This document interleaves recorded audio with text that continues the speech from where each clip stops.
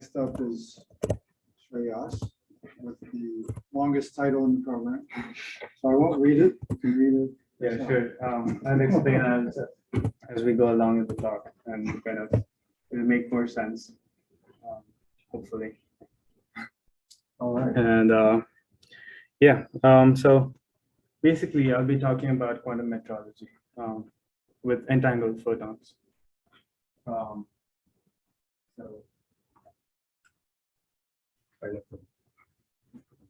Click on the screen. okay, so here's my outline. So I'll begin with describing the mathematical and physical framework of the problem. And then I'll be comparing three different measurement strategies.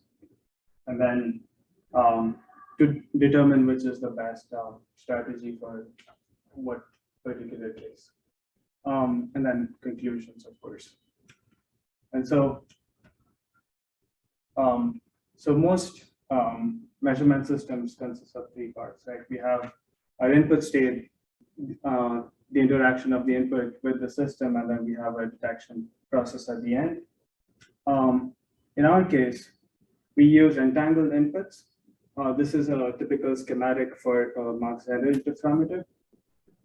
And so these entangled inputs interact with the Mach-Zehnder Interferometer. Then we make photon counting detection at the detectors. And so the goal of the project is to estimate the relative phase shift between the two arms, delta phi, by kind of measuring the number of photons detected at the detectors D1 and D2. Okay. And so why is all of this important? This is the motivation. It's important for any high precision measurement or estimation related fields. It has applications in detection of gravitational waves in projects such as LIGO. So here are some papers. And so all that I spoke about so far is for a single shot or a single measurement where we have one input and one detection. In principle, we can add another independent measurement. So two shots, and we can generalize it to multiple shots, so NS shots. And here, each of the outcomes at the detectors are all random variables. And so when we make NS independent measurements of random variables, we have central limit theorem, which applies. And so we kind of expect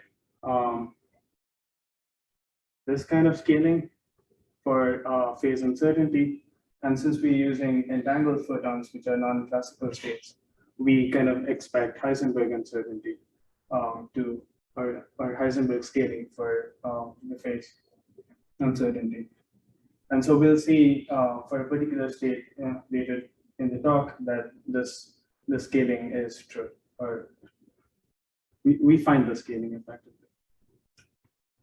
And so let's define the mathematical framework. So we use Bayesian estimation theory for this, and the reason is because the parameter phi that we're attempting to estimate is related to the measurement outcome n.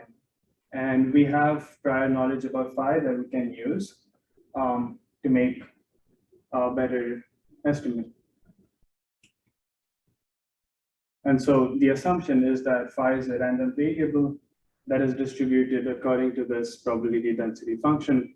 And we assume that this PDF is a flat distribution. And without loss of generality, we can now kind of center it around 0. And the height of this PDF is 1/delta by normalization. And so this is a distribution before making a measurement.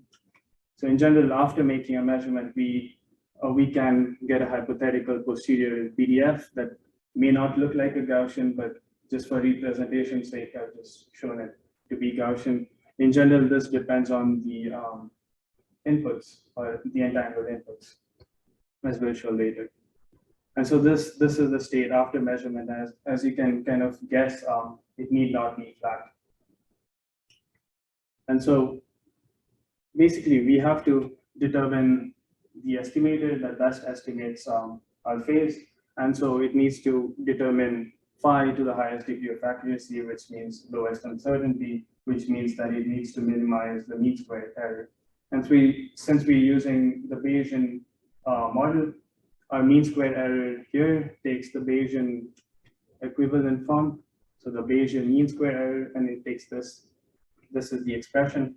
And so in order to minimize this BMSC, we need to consider phi tilde to be a freely optimizable variable, and then optimize it or minimize the variance to find phi tilde, which is our estimator. And we see that this phi tilde, or our best estimator, is since it minimizes the mean square error, it's called the minimum mean square error. And it's the mean of the posterior PDF here. All right, can you clarify what M is? Is it the measurement outcome? Yes. Okay. Measurement outcome. And so we can use Bayes' theorem, which kind of relates the prior PDF with any kind of new information that we gain by making measurements, and then construct that into a posterior PDF. So this is Bayes' theorem for a single shot. In general, we can extend this formula for multiple shots and multiple measurement strategies, but the basic idea is the same, right? We have a prior, we have our information that we gain after making measurements, and then combine those two things, and we can generate a posterior PDF. And so when we plug that into our equations, so our BMSC as well as our estimator, we get these forms here. So this is for a single shot, for example, and we see that P of phi from the earlier flat distribution is 1 over delta, and the only unknown variable in these three equations are the one highlighted in red here. I don't know if that's clear, but it's Pm conditional on phi. And so technically, if you're able to determine this probability, we are then able to construct our variance and then minimize it. And so we use physics to effectively find this probability. And so this leads us to the physical framework. And so, like I showed you earlier, this is a typical Mach-Zehnder Interferometer. So this is our input state.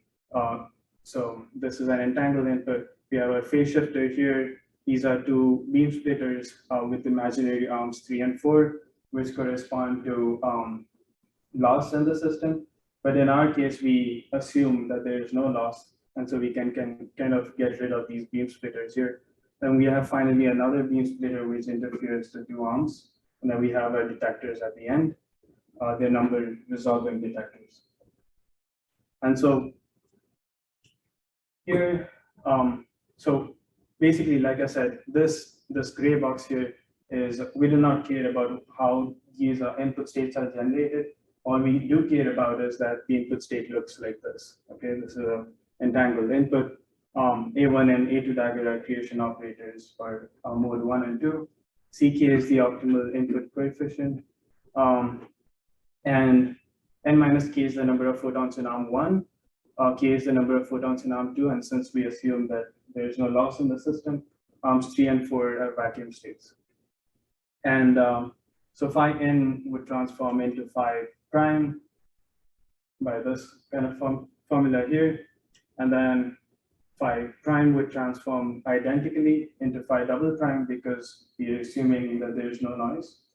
And then finally, phi double prime transforms into phi triple prime with this kind of transformation, where U3 is this matrix here.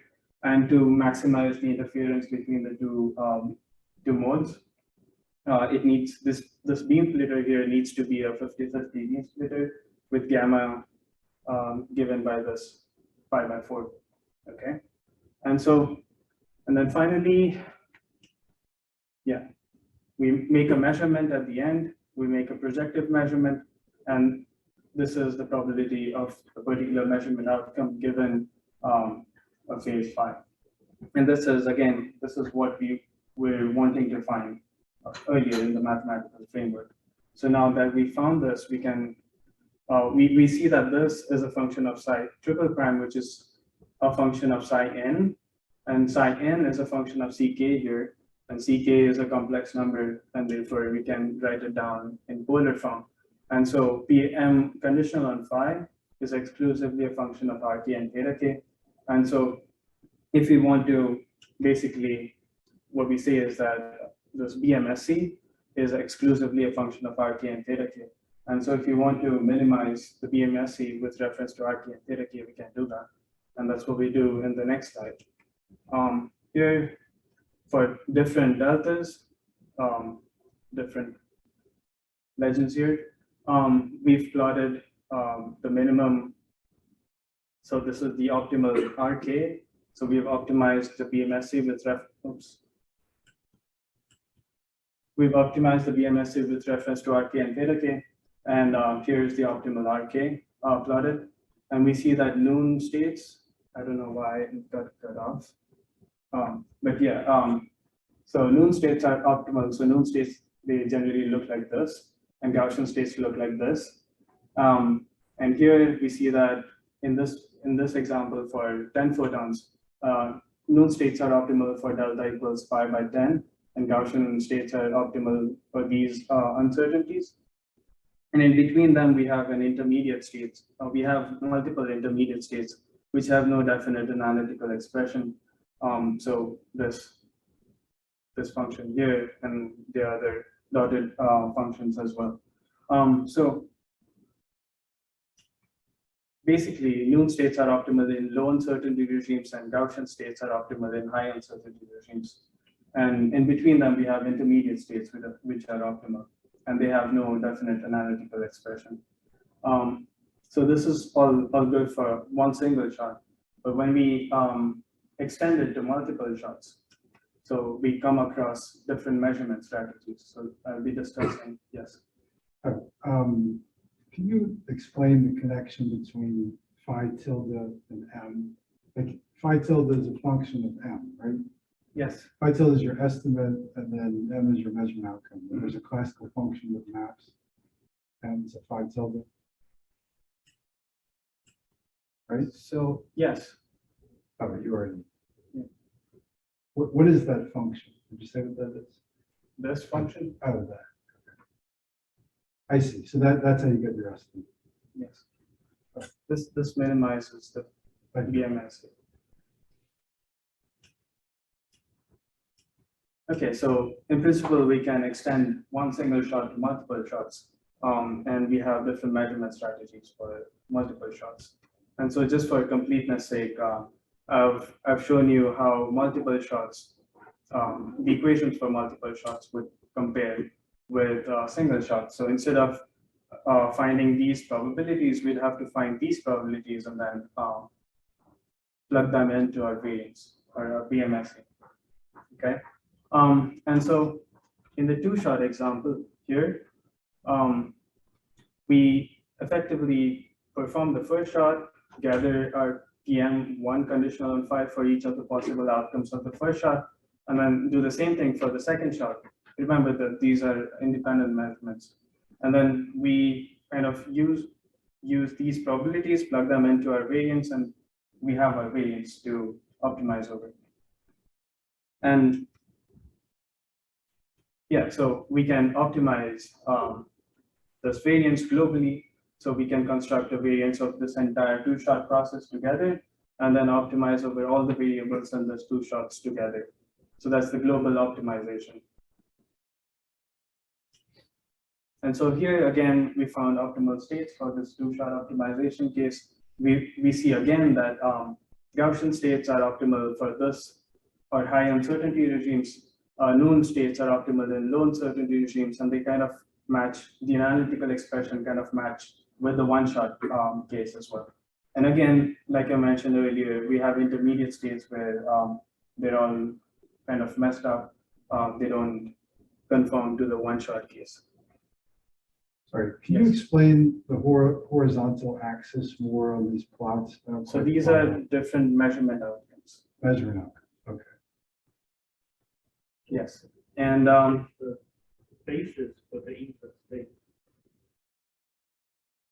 Technically, oh, right, the right. line So, is the yes, input it's the state. input state. Sorry, my bad. It's like the line is showing the coefficient for each basis of the input state. Each Or basis. like the probability amplitude? Yeah, yeah. Well, the amplitude of RK. The I line, see. Okay. the vertical axis is the amplitude of RK. Gotcha. So like a new state would be 04 plus 40. Will be the upper right part. Yes, Yeah. this one. So the amplitude for 04 and 40 are high because that's what a new state is. Mhm. And then, so then I don't understand what the vertical axis is then. Because I mean, like, isn't there just like the way the new state performs? And you're telling me that the No, the x-axis vertical is giving axis is the coefficient, the amplitude. Oh, the so okay, The magnitude. okay, so it's displaying what the state is. Yeah, Okay. yeah. Each line is one input state. Okay. Since we're kind of in a question part now, the new state optimality result probably does not persist in the presence of loss, right? That's true. That's true. So what you were showing us before is lossless? This is, we all assume lossless. Oh, okay. There are no photon loss. That's why we got rid of those beam splitters which model photon loss. What is delta? Delta is the initial uncertainty of our phase.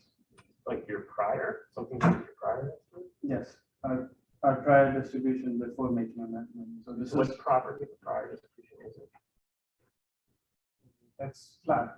So it's I'm uniform, but showing like you- delta's the window, right? It's like Yeah, the that width is of the window. width of the flat distribution. Okay, so you're saying like if you have a uniform distribution Mhm. on pi over 10, so it's not a uniform prior, you know that it's in this small It's range. in, yes, it's in that range and each value in that range is equally likely. Right, so you have more information if delta equals pi over 10 and less information if delta equals pi. That's Prior true, that's information. correct, Okay, yeah. okay. But the uncertainty is smaller when you have more information. Yes, so we see, like I was mentioning, we see that Gaussian states are optimal in high uncertainty regimes and known states are optimal in low uncertainty regimes. We've done this for 3 shots as well, and this is a similar conclusion that we've drawn there. And so we presume that this kind of behavior holds true for a general N shot case as well. And so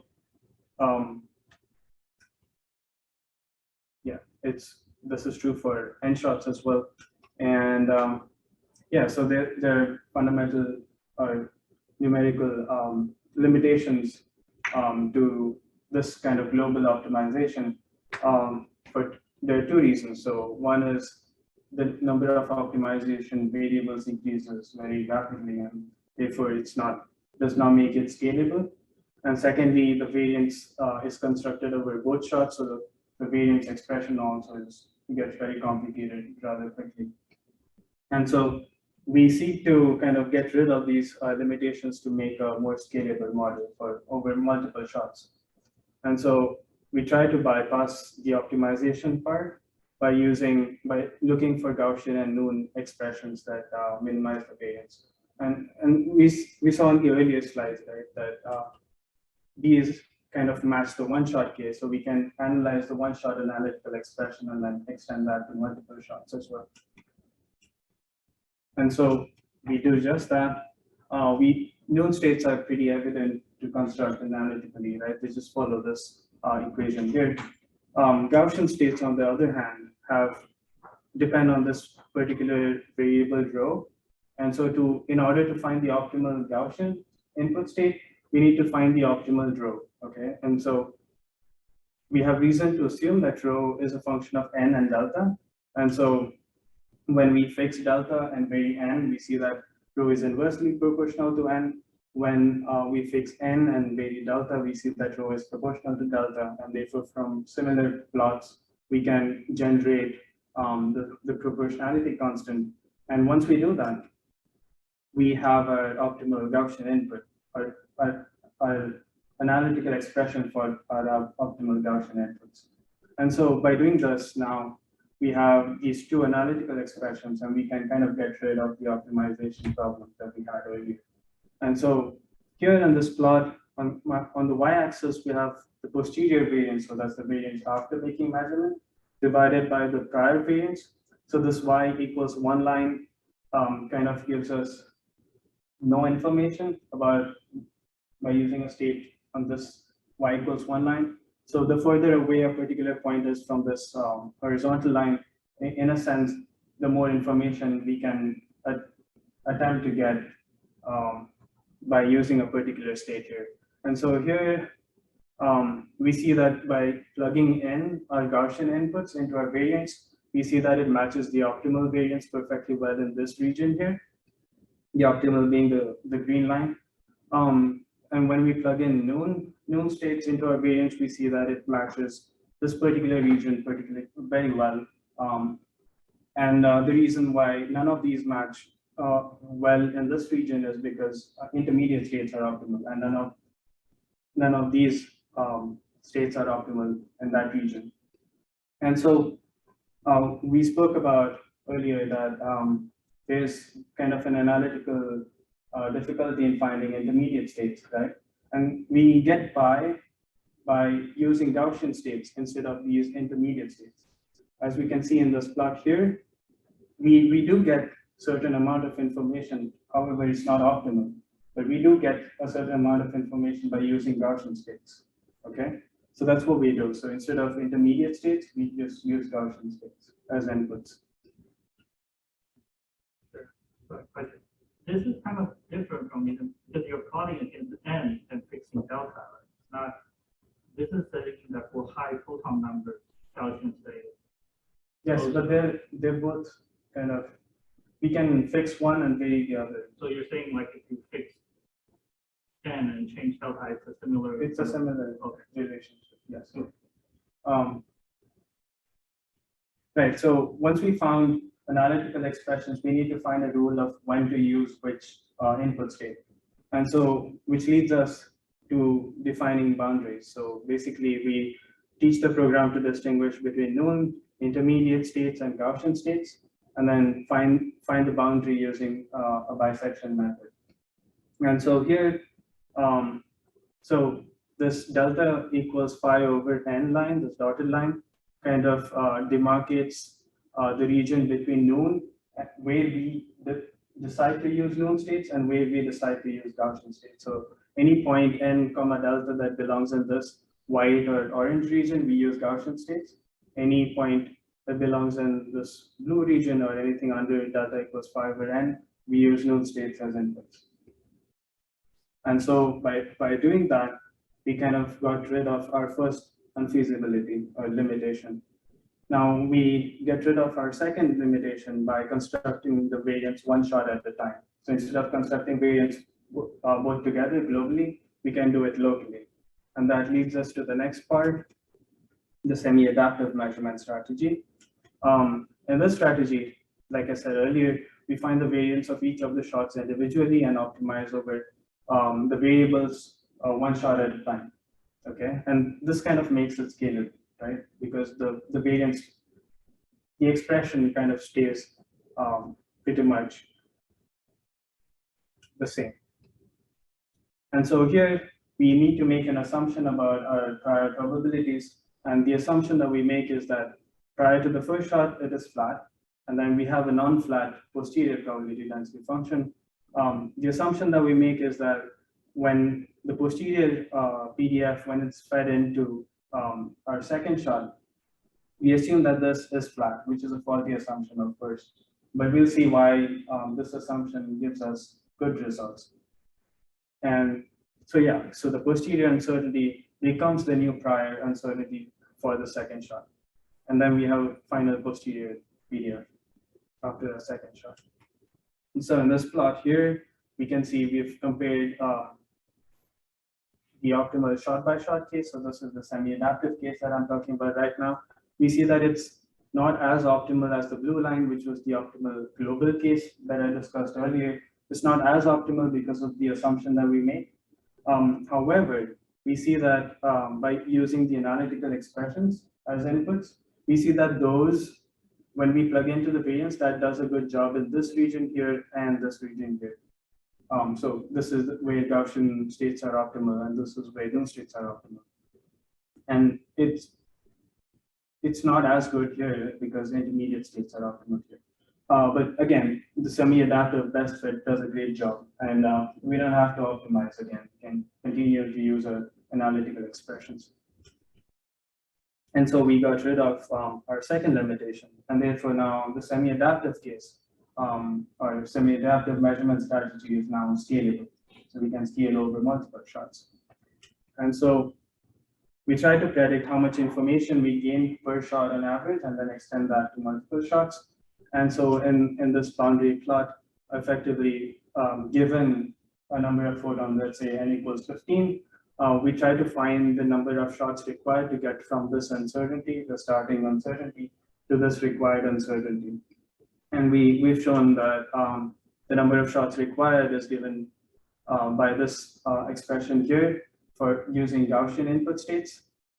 So to get from delta start to delta boundary, and then we start using known states. And so this gives us the number of shots required to get from delta boundary to delta required. And so from this formula here, we observe Heisenberg scaling as well as CLT scaling. This is our known regime. And so this is good to see. And finally, we get to the adaptive measurement strategy. Basically, in this case, the idea is to make a sequence of adaptive measurement which depend on the outcome of the previous shot. Okay, so instead of averaging over the first shot outcomes and then feeding that posterior uncertainty into it and making that new prior uncertainty before the second shot, we follow along a particular branch instead of averaging. And so we can clearly see that this is worse than, or scaling wise at least, is worse than the non-adaptive case. And again, we can optimize globally as well as locally. This is just for completeness sake, this is what the formulas kind of look like. Here, this is a particular example for n equals 5 photons. Let's say that our prior uncertainty was pi over 2. This gives us, this is the first shot optimal input states. We then make a measurement. We have 6 different outcomes for 5 photons. And each of these outcomes will have 6 different uncertainties. And in general, these uncertainties would be less than our prior. And so each of them would also not necessarily be equal to one another. And so we have 6 different possible optimal input, second shot optimal input states. And so we can represent this kind of input states in a row, and we can in principle do for various prior uncertainties. And so here this is our plot for various other prior uncertainties. So these are our first shot optimal input states. These are all possible second shot optimal input states. And we see that this is, again, it's not scalable. However, when we compare the adaptive global, local, and the best fit, we again see that the adaptive best fit does a good job, and that we don't have to actually optimize. We can continue to use our analytical expressions. So that's again good to see.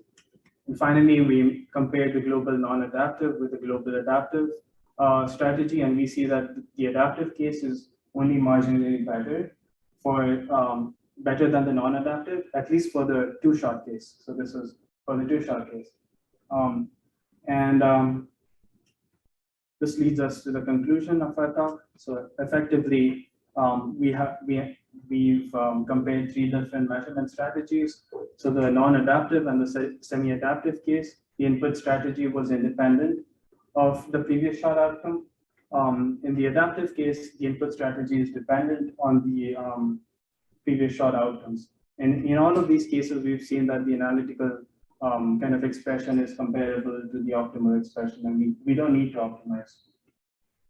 And then when we compare the non-adaptive with the semi-adaptive, we see that the non-adaptive is better, but it's unscalable. So therefore, it's kind of good for a small number of shots. The semi-adaptive is not as good, but it's comparable to the non-adaptive. And it was scalable, it was shown to be scalable. We found a scaling model, and it's good for a large number of shots as well. So comparing these two strategies, the semi-adaptive is the better strategy. So we rank that as number one. And then we compare non-adaptive with the adaptive case. We see that the adaptive is harder to scale, right? Because it scales exponentially. And it was only marginally better for 2 shots. So this is part of our future work to see whether the adaptive case is considerably better than the non-adaptive for larger than 2 shots. And so for at least 2 shots, the non-adaptive case is the better measurement strategy. And so we have our final kind of ranking. And with that, yes, these are my references. And with that, I'd like to thank you for your attention. And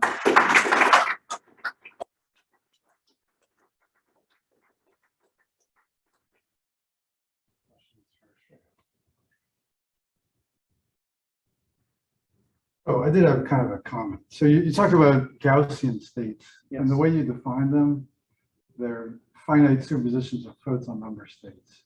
And Yes. that's different from what people typically call Gaussian states in Yes, the literature. it just looks like a Gaussian. Right, it's the probability amplitudes are Yeah. Gaussian, right? Those states will probably be hard to make experimentally, right? The ones that you're using, I'm guessing, yes. yeah.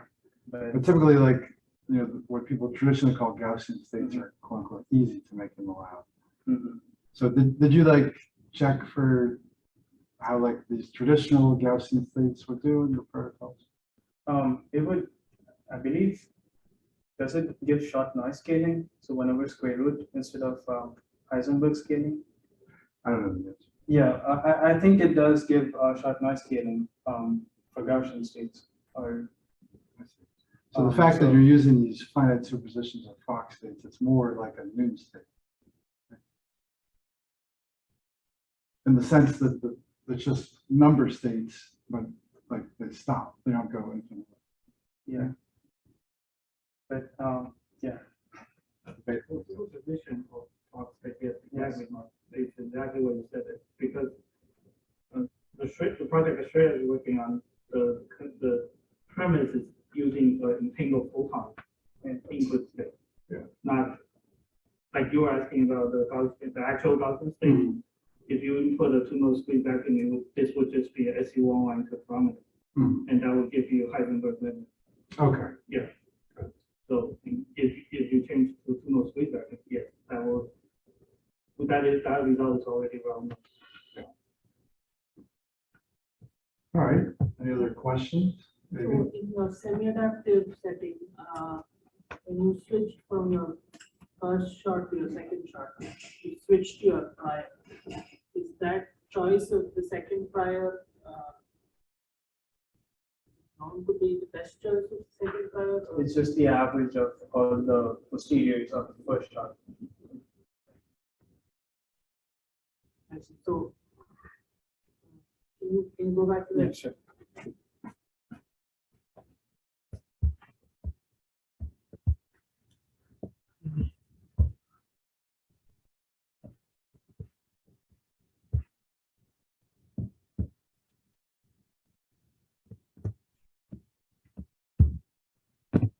Yeah. Not here?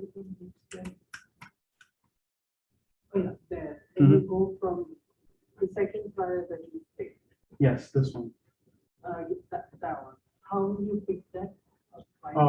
So we find the variance of this posterior, and then we convert that variance into an uncertainty, right? And then we assume that the width of this prior is the same as the width of this posterior. Is there not like another way to actually like take it? No, so this in general need not be a Gaussian. It can be a complicated kind of expression. Just for representation's sake, it just looks like a Gaussian. When you pick it, you have to pick it flat each time. This is what we assumed. We can use other things as well, other distributions, but the flat one numerically or using equations, it's much easier to do. Yes. You know, so when you say delta equals like 5 to 10, and the best thing to use for weird state. Mhm. Do you have any analytical proof for that? This is a numerical proof, I guess. Okay. But I think it can be worked out analytically for a small number of photons and one single shot. If you do like use numerical optimization, like merge to the best mean square error for Yes. all these various.